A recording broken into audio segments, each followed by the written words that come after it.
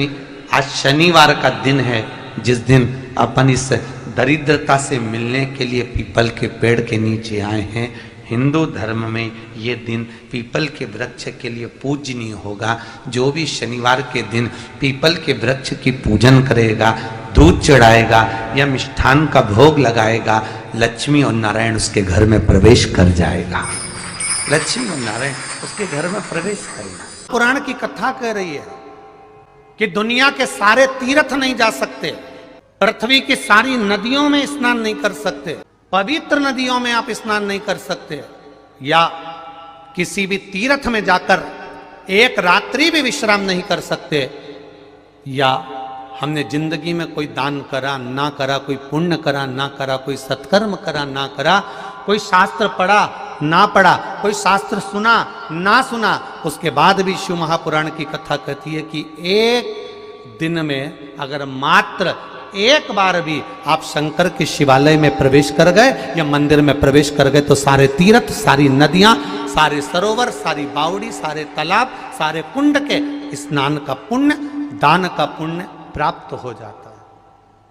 केवल शिव तत्व को प्राप्त कर लेने। शिव महापुराण की कथा कह रही है कि घर में जो दिया होता है वो दीपक भी कोई साधारण नहीं होता, उस दीपक की भी महत्वता है, उस दीपक का भी वर्णन है। महाराज एक बात और बहुत अच्छे से सुनिएगा, शायद आपकी जिंदगी को सवार हो, शायद आपके जीवन को सवार हो। मेरी जीजियों, मेरे जीजाओं, मेरी बेटियों, बेटाओं, कभी मौका लगे शंकर भगवान के शिवलिंग के पास में आप बैठे हैं। यहां तक शास्त्र कहता है कि घर में अगर किसी को बहुत तेज बुखार आ गया है, बहुत तेज बुखार, और बच्चा उस बुखार में तप रहा है, बहुत तप रहा है, महाराज तुम जिस दिए में भगवान की आरती उतारते हो, जिस दिए से तुम भगवान की पूजन करते हो, कभी मौका लगा और आप पूजन करने के लिए गए,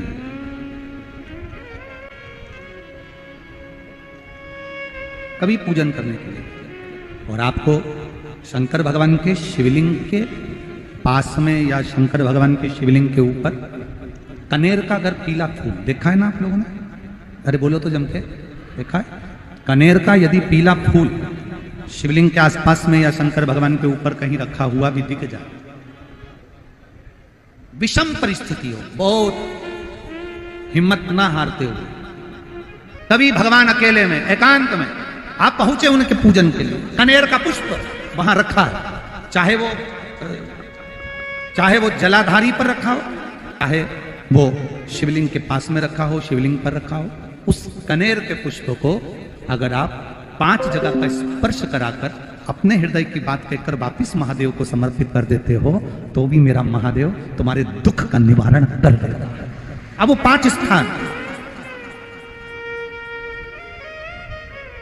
वो 5 स्थान, पहला गणेश जी, गणेश जी का जो स्थान होता है वह जगह, दूसरा षडानंद कार्तिक,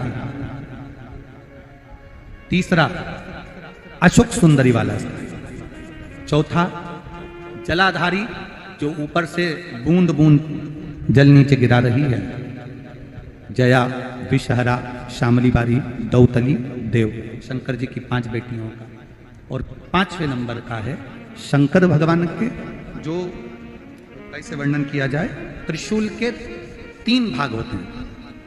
करें दर्शन आप लोगों ने, ये से सामने त्रिशूल लगा है, इस त्रिशूल के ऊपर देखेंगे तो 3 भाग दिख रहे हैं, नजर आ रहे हैं सबको? त्रिशूल का जो 3 भाग होता है, उस 3 भाग का जहां ज्वाइंट होता है, जहां मिलता है, एक जगह पर देखो तीनों भाग एक जगह पर मिले हुए, 3 भाग का जहां मिलन होता है, पंचम स्थान, ये 5वां स्थान, यहां पर स्पर्श कराकर शिवलिंग पर अपनी कामना कर कर श्री शिवाय नमस्तुभ्यम कहकर बाबा से अपने मन की बात कहकर जो समर्पित कर देता है, हम 3 महीना भी नहीं कहेंगे, हम तो कहेंगे अगर ज्यादा दुख है 3 दिन इंतजार करना, मेरा बाबा उस दुख को मिटाएगा। 3 महीना बहुत दूर, पर करना है दिल से। और कई तरह के दीपक होते हैं, दीपक का भी विधान वर्णन किया गया, उस दिए का भी वर्णन किया गया। यहां तक शास्त्र कहता है कि घर में अगर किसी को बहुत तेज बुखार आ गया है, बहुत तेज बुखार, और बच्चा उस बुखार में तप रहा है, बहुत तप रहा है, मारा, तुम जिस दिए में भगवान की आरती उतारते हो, जिस दिए से तुम भगवान की पूजन करते हो, उस दिए की बत्ती को नीचे डाल दीजिए और उस दिए को पानी की बाल्टी में धो दीजिए। कौन सी बाल्टी में? जिस बाल्टी के पानी से आप बच्चे को स्नान करा सको। मारा, केवल भगवान पर से ले जाकर, पास में से ले जाकर उस बाल्टी में थोड़ी देर डाल दो और उस बाल्टी के पानी से उस बच्चे को स्नान करा दीजिए। 15 से 20 मिनट, आधा घंटा लगेगा बच्चे का। बड़ी बेचैन दिख रही हो तुम, क्या बात है? पार्वती जी कहती है, देवव्रत, कश्मीर प्रदेश का एक भक्त देवव्रत बेलपत्री के वृक्ष के नीचे बैठकर आपका मंत्र जाप कर रहा। मैं आपको जगाना नहीं चाहती थी, पर बेलपत्री के वृक्ष के नीचे लक्ष्मी झाड़ू लगाती है, सरस्वती वीणा बजाती है, इंद्राणी उस बेलपत्री के वृक्ष के नीचे जल का सींचन करती है, 33 कोटि देवी देवता उस बेलपत्री के वृक्ष की जड़ में विराजमान होते हैं। इसलिए देवव्रत एक बार पंचाक्षर मंत्र बोलता है तो वो 33 करोड़ बार गिना जाता है, ऐसा बेलपत्री का वृक्ष होता है। बेलपत्री के वृक्ष के नीचे एक बार अगर भगवान का नाम लिया जाता है तो वो 33 करोड़ बार, 33 कोटि बार गिना जाता है। एक मंत्र केवल नमः शिवाय, ओम नमः शिवाय, नमः शिवाय, ओम नमः शिवाय, 33 कोटि बार गिना है, 33 कोटि। कितना सुंदर लिखा है। फिर वही वाली बात आ गई जो पहले कथा में कहा, अपने लिए अच्छा वाला घी छाट के लाना, अच्छी कंपनी का लाना, और जब यज्ञ करने बैठे, पूजन करने बैठे, हवन करने बैठे, भगवान का कोई पाठ पूजन करवाई, पूजा वाले दुकान पे बोलना कि पूजा का घी चाहिए। तो वो पूजा का सामान बेचने वाला भी चतुर था, उसने पूजा का ही घी दिया। तो इन्होंने पूछा, भैया ये घी कितने का? तो क्या 80 रुपए का? तो 80 रुपए का आधा किलो? तो क्या पूजा का है? भारत की भूमि पर इस मृत्यु लोक में, पूरे विश्व में ऐसे कई घर हैं जिनके घर में गुजारा करने के भी आफत है। पहनने के कपड़े नहीं, किसी के यहां पर भोजन नहीं, किसी के यहां जमीन नहीं, किसी के यहां दुकान नहीं, कोई कोई पूरी जिंदगी किराए के मकान में निकाल देता है। नहीं, मेरा एक निवेदन है, इस कथा को जितने छत्रपति संभाजी नगर के श्रोता भाई बहन श्रवण कर रहे हैं उनसे निवेदन करूंगा, आप हाथ का ठेला लगा रहे हो, सब्जी का ठेला लगा रहे हो, फल का ठेला लगा रहे हो, धक्के की जिंदगी जी रहे हो, दरवाजे पर बैठे हो, कहीं ना कहीं तुम दास्य भाव की जिंदगी जी रहे हो, तकलीफ में जिंदगी जी रहे हो, बहुत दुख की जिंदगी जी रहे हो, बहुत कष्ट की जिंदगी जी रहे हो, उनसे केवल निवेदन करूंगा, 3 महीने 2 जगह पर जल चढ़ाना प्रारंभ कर दीजिए, केवल 3 महीने। एक शंकर भगवान के शिवलिंग पर, दूसरा बेलपत्री के पेड़ के नीचे, 2 जगह पर जल चढ़ाना 3 महीने लगातार चालू कर दो, बाबा तुम्हारा हाथ पकड़कर तुम्हें उन्नति की सीढ़ी पर चढ़ा देगा। हमें कोई चमत्कार करना नहीं आता, और ना हम कोई तंत्र विद्या या मंत्र विद्या जानते हैं, ना हमारे पास में बेल है, ना हमारे पास में भभूति है, हमारे पास में तो केवल शिव का नाम है। आप श्री शिवाय नमस्तुभ्यम बोलो, ओम नमः शिवाय बोलो, नमः शिवाय बोलो, चाहे महामृत्युंजय मंत्र बोलो, उसका स्मरण करते करते भगवान शंकर के शिवलिंग पर जल, और उसी पात्र में जो जल तुमने शंकर जी को चढ़ाया है उसमें से बचा हुआ थोड़ा सा जल बेलपत्री के पेड़ के नीचे चढ़ाना प्रारंभ कर दो। अलग से बेलपत्री के पेड़ के नीचे चढ़ाने के लिए अलग से लोटा भर के जल जरूरत नहीं पड़ेगी। जो तुमने शिव जी को जल चढ़ाया, जो तुमने देवाधिदेव महादेव को जल चढ़ाया, बस उसी पात्र का जल शंकर जी को चढ़ाओ, उसमें से बचा हुआ थोड़ा सा जल बेलपत्री के वृक्ष के नीचे चढ़ाना प्रारंभ करना। कौन सा बेलपत्री का वृक्ष? जिसकी छाया आपके ऊपर आ रही हो। शिव महापुराण बड़ी सुंदर बात कहता है, ध्यान दीजिएगा। जिस बेलपत्री का पौधा तुम्हारे सिर का, और ये दोनों हाथ ऊपर कर लो, अपन खड़े हुए और खड़े होकर दोनों हाथ ऊपर करे, इतना बड़ा बेलपत्री का पौधा है, उस बेलपत्री के पौधे की पत्ती को कभी तोड़कर शंकर जी को नहीं चढ़ाना चाहिए। ध्यान रखना, कितना बड़ा पौधा। आप खड़े हो जाओ और खड़े होने के बाद आपका हाथ ऊंचा कर लेना।